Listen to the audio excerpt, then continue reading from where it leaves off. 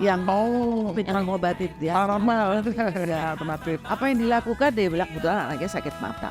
Kita tesin darah ayam. Waduh, memang uang itu penting, tapi bukan segalanya. Sebab sebentar aja bisa hilang. Betul. Ya kan, tapi kalau kita nggak kasih ilmu kepada istri, kasih pengetahuan, gampang deh. Simpen dokumen di mana aja, kalau nggak dikasih tahu ke istrinya coba gimana. Saya kira sih mudah. Saya hanya aja pesan kepada ibu-ibu yang sedang berjuang mendampingi anak-anaknya berobat, jangan pernah menyerah, jangan pernah putus asa. BPJS Kesehatan. Halo Sobat Podcast, ketemu lagi dengan saya Brosis di podcast BPJS Kesehatan. Selamat pagi Bu Ira. Aduh, saya seger sekali Bu ini kelihatannya nih. Ya, masih pagi sih. Masih pagi ya. Aduh, masih pagi dan hari Senin harus tetap semangat ya Bu ya. Tiap hari seperti hari Senin ya. Nah, Sobat Podcast, Ibu Ira ini adalah Bu Ira Sulistyo, salah satu pendiri sekaligus ketua YKAKI, Yayasan Kasih Anak Kanker Indonesia. Betul itu ya? Kaki ya yang paling apa? YKAKI ya, jadi sebutannya itu YKAKI. Tadi awalnya saya YKAKI, kepanjangan kan? Nah, Yayasan Kanker ini tuh sendiri sejak kapan sih Bu berdirinya? Kita berdiri tahun 2006 ya. Tepatnya 1 November 2006. Jadi cukup lama ya. Sudah cukup lama ya, berarti sudah berapa tahun itu? Udah lama juga ya Bu ya. Nah, motivasi apa sih Bu yang menggerakkan Ibu sampai menciptakan YKAKI ini Bu? Ya, sebetulnya diawali oleh pengalaman pribadi saya mendampingi anak yang menderita kanker di awal-awal tahun 84 ya. Jadi bisa dibayangin 84 tuh belum ada apa-apa ya. Iya, masih kesehatannya pun penampilannya masih seperti sekarang ya Bu. Ada yang nggak seperti sekarang. Kalau sekarang sih saya bilang kemewahan ya. Walaupun memang masih ada kurang lebihnya, tapi tetap dibandingin yang dulu sekarang sudah jauh lebih baik.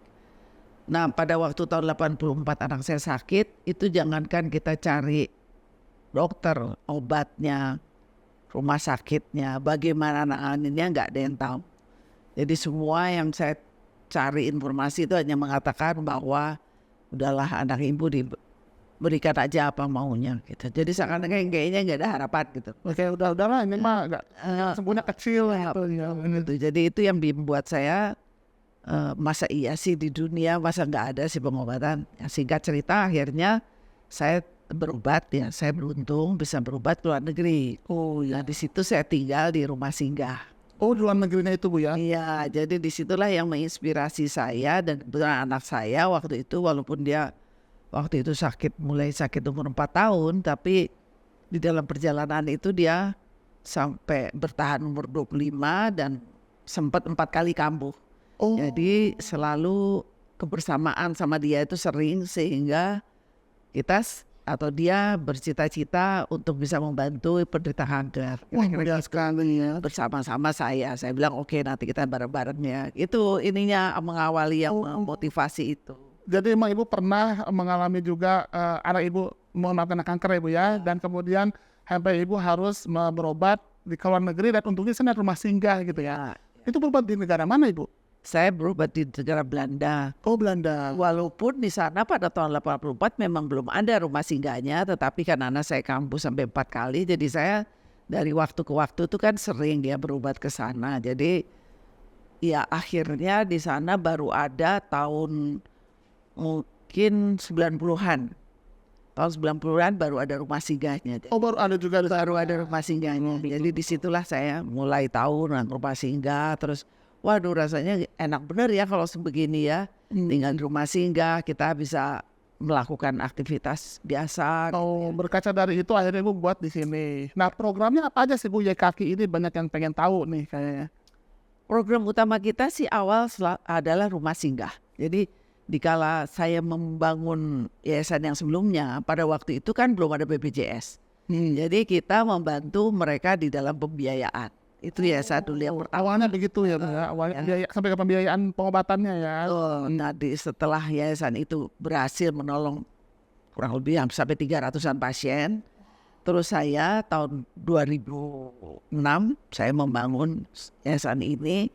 Saya pikir nggak bisa deh kalau cuma hanya pengobatan, karena pada waktu itu pengobatan udah ada tuh masuk, udah ada Jamkesmas, Oh ya, Askeskin, pokoknya ya kayak gitu-gitulah ya. Itu Sudah ada ya, semua udah ada, jadi agak lumayan. Tapi luar pengobatannya belum ada.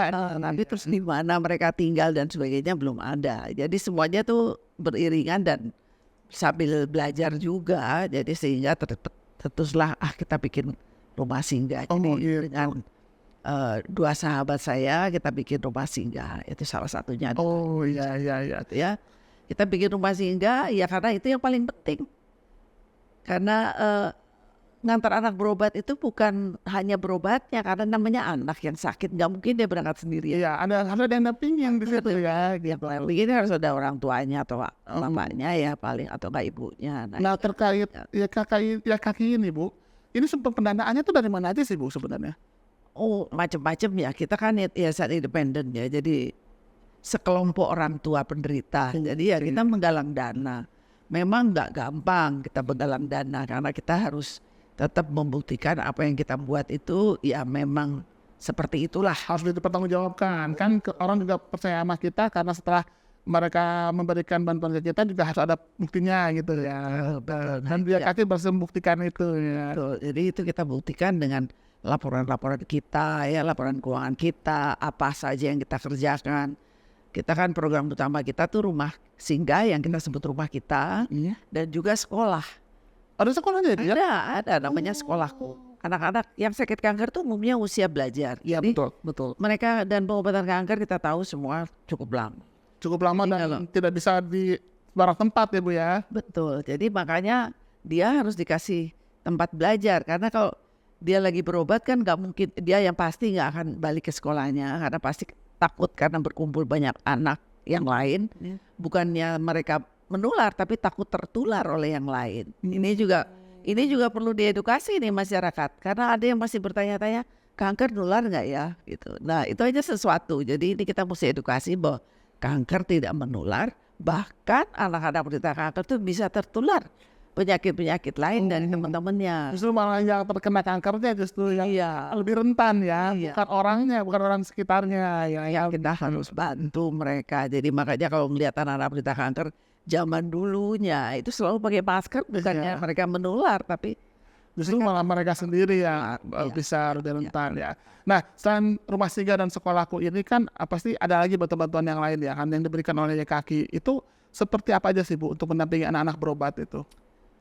Ya banyak ya, selain tentunya bantuan dari BPJS itu sangat membantu ya. Kita sekarang persyaratan dari orang-orang yang tinggal di rumah kita ini selalu adalah harus memiliki BPJS. Oke, biar ada jaminan pastinya ya. Iya, sehingga rujukannya kemana gitu kan. Kalau enggak kan juga leleran di sini mau berobat kemana, di Jakarta juga nggak bisa diterima sembarangan kalau nggak ada rujukan. Oke. Jadi harus ada rujukan BPJS kemana. Kami bekerja sama dengan 5 rumah sakit. Oh iya. Di Jakarta itu dengan 5 rumah sakit. Jadi kalau dengan BPJS itu dengan mudahnya kita bisa mengarahkan pasien-pasien untuk berobat ke rumah sakit tersebut. Oh begitu, jadi memang sudah dipastikan dulu dia harus jadi peserta JKN BPJS, lalu kemudian juga dia sudah mendapatkan rujukan, baru setelah itu dia bisa ke rumah singgah, salah satu rumah singgahnya Ibu ya. Ada berapa rumah singgah sih Bu kalau yang sekarang? Kalau kita sih di Jakarta 1 ya. Oh di sana 1 tapi ya. kita tersebar di Indonesia ya. Jadi kita Total? punya total 8 dengan Jakarta. Juga ya. Di Bandung,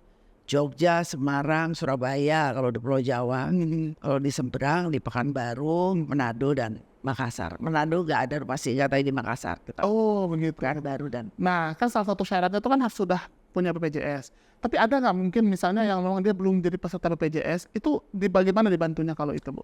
Biasanya kita selalu upayakan untuk mereka aplikasi dulu ya ke BPJS ya dari kampungnya. Jadi YKK ini menampung bukan cuma di daerah Jakarta aja ya, jadi dari berbagai provinsi di Indonesia. Kalau mereka berobat kan dirujuknya ke Cipto Mangunkusumo ya. Untuk dia merujuk ke sana ya kita selalu searahkan harus punya BPJS. Kalau memang belum, upayakan dari kampungnya. Berarti memang di sini adalah salah satu syarat utama harus punya dan sudah jadi peserta BPJS Bu ya. Karena biar nantinya tinggal melanjutkan saja gitu. Nah, saya juga dengar katanya YKK ini juga jadi member salah satu organisasi internasional ya, Childhood Cancer International. Itu seperti apa sih bentuk kegiatan lintas organisasinya gitu? Oh, kita itu merasakan manfaatnya benar-benar besar sekali ya. Sebab kita nggak boleh berlaku sebagai kata dalam tempurung. Iya. Kita nggak tahu perkembangan. Jadi Betul. dengan kita mempunyai akses atau menjadi anggota di sana, jadi kita bisa tahu perkembangan di dunia ini pengobatan kanker pada anak khususnya tuh seperti apa sih gitu, kedepannya bagaimana sih gitu. Jadi kita pun mempunyai wawasan sehingga ini kita bisa bawa, kita edukasi ke masyarakat bahwa jangan takut, kanker anak tuh bisa disembuhkan loh. Cuman ya kita harus ikut bantu dong, jangan apa-apa semuanya maunya enaknya sendiri, berobat sesukanya, cara menjalankan kemoterapi juga bagaimana, itu kan harus diedukasi. Ya, jangan mudah terbawa isu mitos ya Bu ya. Ya itu yang sering terjadi ya, bahwa kanker itu nggak ada apa namanya kesembuhan misalnya gitu. Itu sesuatu yang kita harus tepis karena kanker pada anak itu dapat diupayakan sembuh. Dapat dibayar sembuh ya. Yang penting segera ketahuan. Segera ketahuan dan konsisten ya pengobatannya dan harus tahu pengobatan yang tepat ya Bu ya. Nah, untuk masalah Childhood Cancer International ini dukungannya selain informasi ya, ada dukungan lainnya nggak Bu? Misalnya donatur atau bagaimana gitu? Enggak, kalau dari segi finansial mereka enggak. Mereka hanya lebih ke arah informasi, pengetahuan ya. Bagaimana kita bisa saling sharing satu sama lain. Jadi kalau saya juga duduk dulu di dalam international board, di dalam pengurus internasional. Saya pengurusnya Ibu ya? Iya, saya sempat di pengurus itu juga 9 tahun. 9 tahun. 9 tahun saya di sana. Jadi di situ yang memberi saya juga wawasan bahwa semua itu bisa asal kita bersama kita lakukannya. Jadi nggak mungkin misalnya hanya orang tua, harus ada tenaga medisnya, harus negara juga berperan, orang tua pun berperan, sekolah berperan, gitu. Itu semua harus sama-sama. Satu ekosistem itu harus saling mendukung ya Bu. Betul. Kalau nggak sulit. Apalagi nih misalnya anak-anak usia sekolah, dia nggak masuk sekolah 2 tahun, itu kadang-kadang di teman-temannya aja membuli dia. Nah itu juga sesuatu yang kita harus bantu. Bahwa itu teman kamu tuh lagi sakit. Tapi dia sakit itu bukan dia nggak sekolah loh. Nah sekolahnya ada di sekolah. Sampai disediakan sampai ke situnya ya Bu ya. Jadi dengan adanya sekolahku itu juga anak-anak tuh mereka tidak ketinggalan jadinya Bu ya. Tetap bisa mengikuti. Betul. Dan memang kita bukan pakai pelajaran pakai paket kejar ataupun homeschooling ya. Kita betul-betul kurikulum. Mengikuti kurikulum ada. Ya Merdeka Belajar ya, jadi benar-benar yang kurikulum yang terbaru kita gunakan karena itu lebih gampang juga, itu tematik dan lebih bisa menginspirasi atau memotivasi anak untuk bisa berprestasi. Nah Ibu kan sudah lama nih jadi pendiri sekaligus ketua YKK nih Bu nih. Sepanjang Ibu mengelola YKK ini, ada nggak momen luar biasa yang menurut Ibu ini nggak bisa dilupakan ini momen ini? Atau banyak kali ya, terlalu banyak banget ya sebab mengelola seperti ini juga kalau kita tidak dengan hati akan sulit kita berjalan. Kalau kita bicara dengan hati itu berarti semuanya harus tulus. Apapun yang keterima juga kita harus terbuka, dan harus tentunya dari segi tanggung jawab juga betul-betul harus 100% kita bertanggungjawabkan. Itu sesuatu yang penting ya.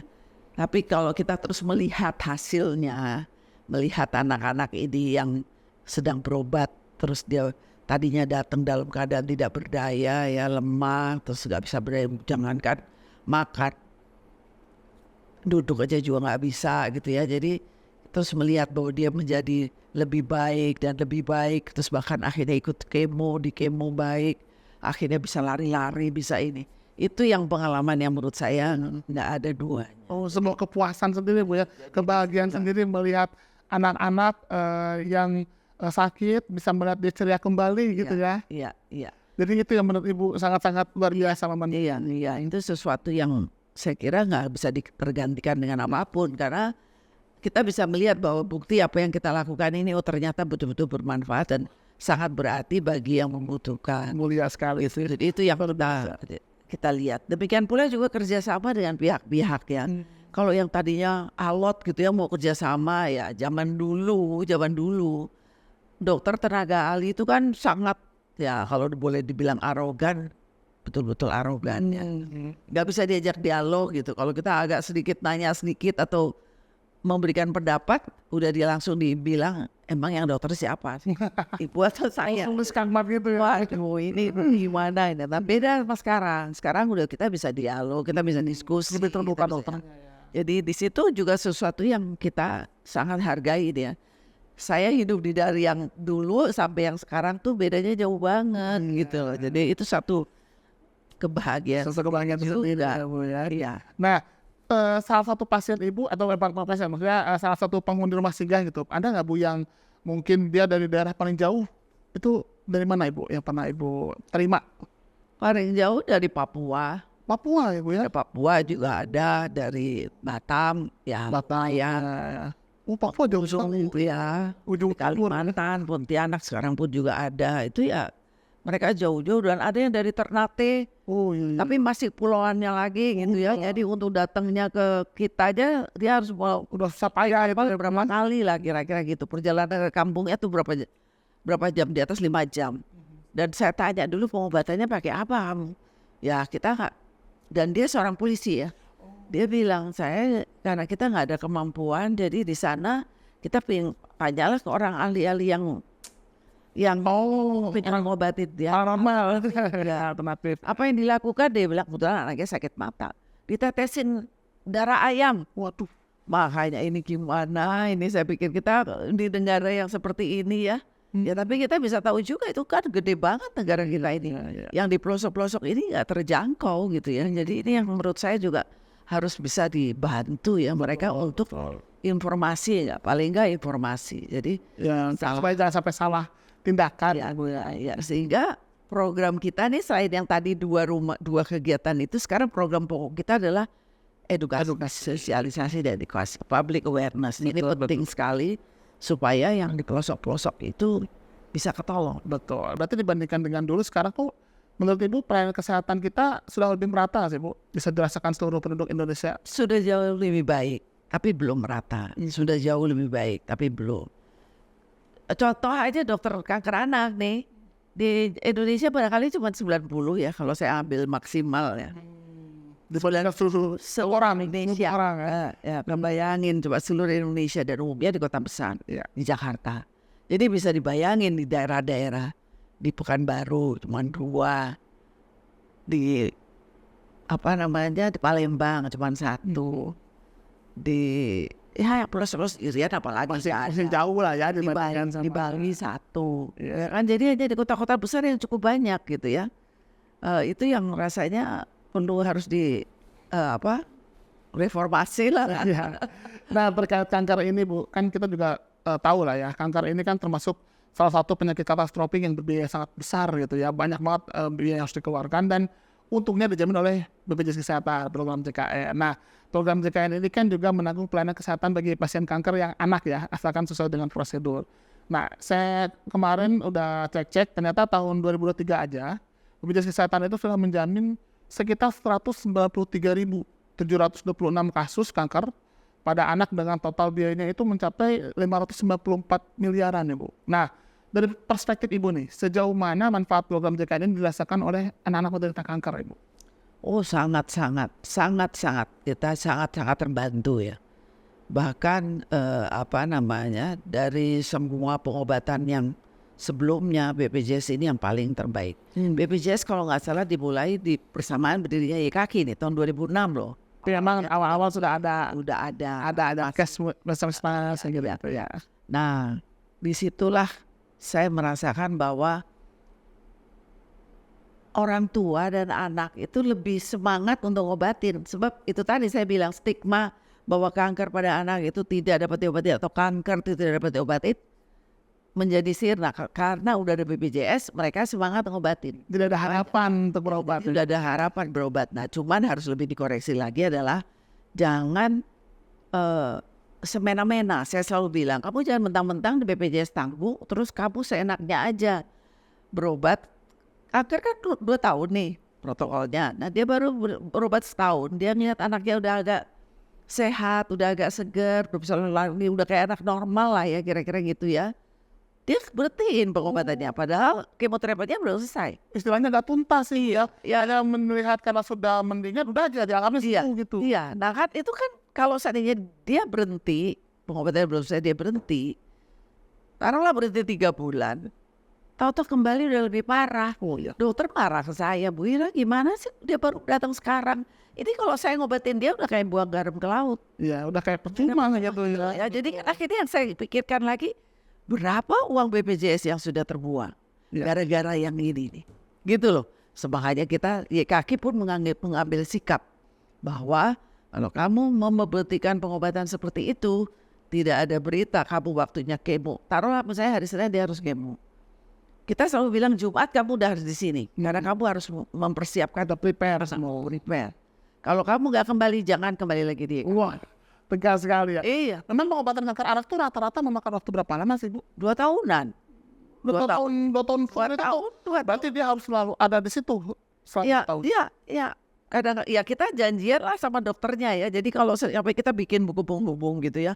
Kalau seandainya dok, kalau saya memang dia benar pulang, tolong ditulis tanda tangan dokter Oke. memang benar pulang. Pulang tuh artinya pulang ke kampung. Ya. Kalau cuma sekedar pulang dokter udah tanda tangan, diartikan sama mereka boleh pulang ke kampung. Padahal maksudnya pulang ke rumah kita. Pulang ke rumah. Gitu loh. Itu yang Salah kadang ya. suka dimanipulasi sama mereka. Oh, soalnya saudara saya ada yang ngawinin, ada ponakan saya yang cunatan, ada yang enggak. Udah deh, padahal pengobatan itu harus tuntas ya, Bu ya. Itu yang kita selalu. Berarti selama 2 tahun itu dijamin terus sama BPJS ya, Bu ya itu? Iya loh, dia harus. Kalau enggak juga, ya awalnya kan enggak terbatas. Saya bilang penyakit kanker kalau dibatas gitu mendingan enggak. Iya. Kan sampai Masalahnya udah lah ya. Aku juga bohong diobatin cuma separuh udah gitu selesai. Iya. Ya kan, jadi harus tuntas. Cuman memang ada beberapa kasus yang ya komplikasi dan Ya. sebagainya, ya ada yang perlu dibantu, ada yang enggak. Itu tergantung. Karena kadang-kadang keteledoran orang tua. Ya. Sehingga pengobatannya jadi susah. Nggak Hmm. usah teledor aja sudah susah kok. Dibikin susah dengan cara-cara seperti itu. Betul. Berarti kan bisa dikatakan memang Ibu sudah menyediakan caranya, BPJS juga sudah menyanggung lah ya. Dia sudah memberikan jaminannya. Nah, menurut Ibu apa pelayanan yang diberikan BPJS itu apakah sudah bagus dan apakah ada yang masih perlu ditingkatkan lagi, Ibu? Misalnya oleh pemerintah, rumah sakit ataupun mungkin oleh seluruh stakeholder gitu. Pelayanan apa yang harus ditingkatkan lagi? Ya, yang pasti adalah tenaga kesehatan mesti ditambah. Belum lagi tempat perawatan. Tempat perawatan cuma nggak semua provinsi bisa ngobatin kanker anak ya. Ya. Kalau kanker mungkin udah banyak, udah jauh lebih banyak pengobatan kanker dewasa. Iya, iya. Tapi kalau kanker anak hanya di beberapa rumah sakit. Ya otomatis lah SDM-nya kurang, ya rumah sakitnya juga kurang. Nah, Ibu kan dalam mendirikan, mengelola, memimpin sebuah lembaga sosial itu kan sampai saat ini kan bukan hal yang mudah, Ibu ya. Ada banyak sekali dinamika dan tantangan yang Ibu harus hadapi ini. Nah, pencapaian luar biasa ini juga gak lepas nih, karena memang emansipasi, kita tahu kan bahwa salah satu yang digagas oleh Ibu Gita Kartini itu kan emansipasi wanita ya, Bu. Dan Ibu ini sebagai salah satu bentuknya dari perwujudannya nih, emansipasi wanita yang sudah mewujudkan banyak mimpinya. Nah, menurut Ibu nih, hal apa saja yang harus dimiliki dan diperjuangkan saat ini oleh para perempuan Indonesia dan untuk memaknai Hari Kartini ini, Bu? Ya banyak sekali sih ya. Saya nggak mau guruin wanita-wanita lain, banyak yang Karena banyak yang luar biasa juga ya, Bu ya. yang wanita-wanita luar biasa ya sekarang, apalagi ya, jadi lebih memungkinkan wanita-wanita berprestasi. Dan kita lihat aja menteri-menteri kita kan juga wanita semua yang tangguh ya. Jadi saya kira banyak sekali. Yang penting adalah kalau saya pribadi, saya selalu meyakinkan diri saya bahwa apapun yang kamu mulai harus kamu selesaikan dengan tuntas. Jadi jangan cuma mulai doang, angin-anginan begitu selesai. Nah itu yang sesuatu yang menurut saya kurang tepat, apalagi kita sebagai wanita. Oh, gitu. Kita sebagai wanita kan harusnya ya di rumah aja, ya kelihatannya kayaknya nggak kerja apa-apa, tapi yang nuntasin beresin ibu loh. Betul. Itu fakta sih, Bu. Ya nggak usah diomongin ya. Enggak, itu juga gitu. Jadi wanita itu banyak yang dikerjain, diselesaikan, tapi yang penting tuntaskan pekerjaan. Betul, yang penting tuntaskan pekerjaan. Ya. Dan jangan lupa selalu dengan hati ya, Bu ya. Ya. Iya, karena dengan hati itu semua akan berjalan dengan sangat baik dan kita akan bahagia menjalankannya. Ikhlas. Ikhlas, yang paling penting ikhlas ya, Bu ya. Ikhlas. Jadi nggak ada bilang, dia ngerjain, saya nggak ngerjain. Dia nggak ngerjain santai-santai, aku juga nggak mau. Nah itu tuh cara etos kerja yang saya kira nggak baik. Dan itu saya selalu tanamkan kepada diri saya sendiri. Kalau kita kerja, kalau kamu memang memulai, akhirilah dengan baik. cuma ngata-ngatai ayam. Ya cuma baru rencana udah aja semacam hanya sekedar wacana ya Bu ya. Wacana beredar. Nah menurut Ibu nih bagaimana dukungan lingkungan terhadap perempuan itu sendiri Ibu yang mungkin agar bisa perempuan tuh juga semakin berkontribusi begitu Ibu. Ya itulah, percayalah kepada wanita juga gitu. Karena banyak orang juga yang tidak menganggap istri itu juga punya kemampuan, punya potensi, ya kan? Ada yang menganggap, alah kamu tahu apa sih gitu loh ya. Karena nanti pada akhirnya ya maaf ya kalau misalnya suaminya pergi duluan, yang kacau juga istrinya loh. Yang tadinya dia bisa, tapi karena selalu disayang oleh suaminya, kalau boleh dibilang seperti itu ya. Terlalu dimanja ya kan. Pada waktu dulu tuh itu sesuatu yang kayaknya gimana banget gitu. Tapi pada akhirnya menjadi si perempuan itu tidak berdaya. Itu yang saya juga ngerasanya nggak cocok. Harusnya sama-sama. Iya. Jadi saling sharing, tukar pekerjaan. Apa sih susahnya? Apa salahnya kalau laki juga mengerjakan pekerjaan perempuan? Karena perempuan juga berarti dia bisa memberi kesempatan pada perempuan untuk mengerjakan hal yang dikerjakan lelaki gitu. Betul. Itu aja kita samaratakan. Pasti semuanya akan menjadi aman dan damai di bumi. Iya betul Bu. Emang kadang-kadang karena mungkin kita terlalu sayang, kita terlalu memanjakan, tapi kita laki-laki juga harus sadar gitu ya. Ada kalanya mungkin ketika perempuan itu harus sendiri, Iya. dia bisa jadi tidak bisa bertahan nantinya gitu kan. Iya. Dan uang itu bukan segalanya. Ya. Betul, setuju. Memang uang itu penting, tapi bukan segalanya. Sebab sebentar aja bisa hilang. Betul. Ya kan? Tapi kalau kita nggak kasih ilmu kepada istri, kasih pengetahuan, gampang deh. Simpen dokumen di mana aja kalau nggak dikasih tahu ke istrinya, coba gimana? Betul. Udah simpen tahu ya Bu ya. Gak kasih tahu istri, wah udah hilang tuh dokumen. Tuh tadinya rahasia atau alah kamu tahu apa sih? Iya, suka ngeremehin ya. Udah kamu gak usah tahu, itu urusan saya gitu. Giliran bingung sendiri. Nah menurut Ibu sudah seimbang nggak proporsi perempuan dan laki-laki dalam karir di Indonesia ini? Sudah mulai saya kira banyak lelaki yang sudah paham dan memberi kesempatan untuk perempuan maju. Itu aja. Sebab kadang-kadang laki juga suka merasa kok yang jadi bos gue kok perempuan dia. Kenapa kok bukan gue ya? Gitu. Itu perasaan itu harus dihilangkan karena bisa ada yang di atas atau yang di itu ada tentunya potensi masing-masing. Semua orang punya kemampuan.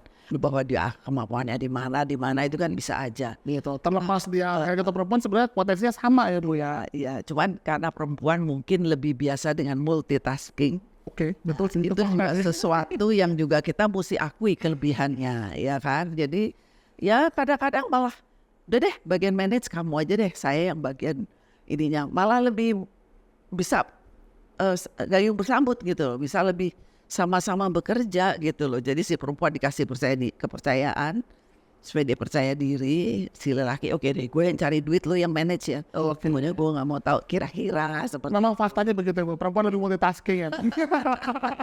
Lalu dengan budaya patriarki sendiri nih Bu, bagaimana cara melakukan emansipasi terhadap mengabaikan budaya itu gitu, tanpa mengabaikan budaya patriarki? Enggak lah, saya kira kalau mengabaikan itu saya kira sesuatu yang enggak alami ya. Saya kira nggak bisa lah. Kita semua sama setara ya. Laki tanpa perempuan nggak ada, perempuan tanpa laki juga nggak ada. Nggak ada yang kita bilang itu sih enggak. Karena kita partner hidup ya Bu ya, apalagi kan partner hidup tuh laki-laki perempuan itu selalu saling harus membantu. Seru sekali pembahasannya ini dengan Bu Ira, ini benar-benar inspiratif dan niat Ibu tuh mulia sekali gitu. Saya ingat banget Ibu selalu mengatakan bahwa kita bekerja harus ikhlas, tuntas ya Bu ya. Kita juga harus dengan hati, libatkan hati paling penting gitu. Makanya pekerjaan kita akan dirasakan kenikmatannya. Iya. Oke. Sebelum kita selesaikan podcast ini Ibu, mungkin ada yang mau pesan-pesan Ibu bagi sobat podcast nih, terutama bagi perempuan yang tengah berjuang mewujudkan impiannya gitu. Silakan Ibu. Ya, saya kira sih mudah. Saya hanya pesan kepada ibu-ibu yang sedang berjuang mendampingi anak-anak yang berobat, jangan pernah menyerah, jangan pernah putus asa, karena biar gimana pun anak adalah buah hati kita yang ingin mencapai masa depan yang lebih baik, yang lebih sehat. Terutama semua tergantung dari ibu. Jadi ibu harus menjadi contoh dan panutan untuk putra-putrinya. Kira itu. Wah, luar biasa sekali, sangat inspiratif. Terima kasih Ibu ya. Dari sini kita bisa ambil kesimpulan jika pelayanan kesehatan untuk pasien kanker anak itu semakin baik dan semakin memadai. Apalagi setelah ada program JKN dan juga YKK ya. Dan juga perjalanan masih panjang ke depan, masih banyak hal yang harus kita capai. Dan kita harus melakukannya dengan gotong royong bersama agar bisa pelayanan kesehatan ini semakin baik dan semakin dirasakan manfaatnya oleh seluruh masyarakat, khususnya untuk pasien kanker anak. Dan tidak hanya itu, yang tidak kalah penting, kita juga harus ikhlas dan tuntas dalam berjuang untuk menggapai mimpi dan cita-cita kita untuk bisa mendapatkan pelayanan kesehatan yang mudah, cepat, dan setara. Oke, itulah Sobat Podcast kita kali ini dengan Ibu Ira Sulistyo, Ketua sekaligus pendiri dari YKK. Makasih. Terima kasih banyak Ibu sudah hadir pada podcast kali ini. Nantikan juga podcast selanjutnya dengan narasumber yang sangat istimewa. Jangan lupa untuk selalu menjaga protokol kesehatan.